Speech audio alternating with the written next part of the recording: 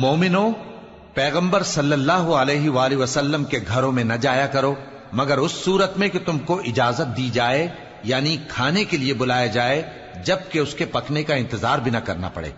لیکن جب تمہاری دعوت کی جائے تو جاؤ، اور جب کھانا کھا چکو تو چل دو، اور باتوں میں جی لگا کر نہ بیٹھ رہو۔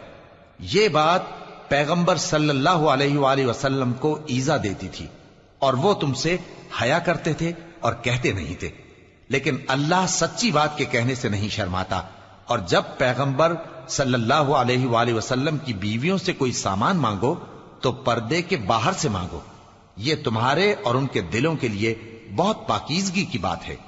اور تم کو یہ شایع نہیں کہ رسول اللہ صلی اللہ علیہ وآلہ وسلم کو تکلیف دو، اور نہ یہ کہ ان کی بیویوں سے کبھی ان کے بعد نکاح کرو، بے شک یہ اللہ کے نزدیک بڑا گناہ کا کام ہے۔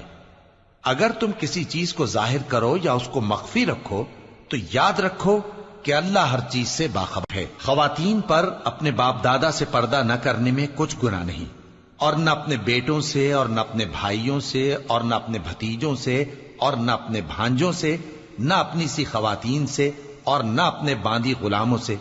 اور اے خواتین، اللہ سے ڈرتی رہو، بے شک اللہ ہر چیز سے واقف ہے۔ اللہ اور اس کے فرشتے اس پیغمبر صلی اللہ علیہ وآلہ وسلم پر درود بھیجتے ہیں۔ مومنو، تم بھی ان پر درود بھیجو اور خوب سلام بھیجا کرو۔ جو لوگ اللہ اور اس کے پیغمبر صلی اللہ علیہ وآلہ وسلم کو اذیت پہنچاتے ہیں ان پر اللہ دنیا اور آخرت میں لعنت کرتا ہے، اور ان کے لیے اس نے ذلیل کرنے والا عذاب تیار کر رکھا ہے۔ اور جو لوگ مومن مردوں اور مومن عورتوں کو ایسے کام کی تہمت سے جو انہوں نے نہ کیا ہو ایذا دیں تو انہوں نے بہتان کا اور کھلے گناہ کا بوجھ اپنے سر پر رکھا۔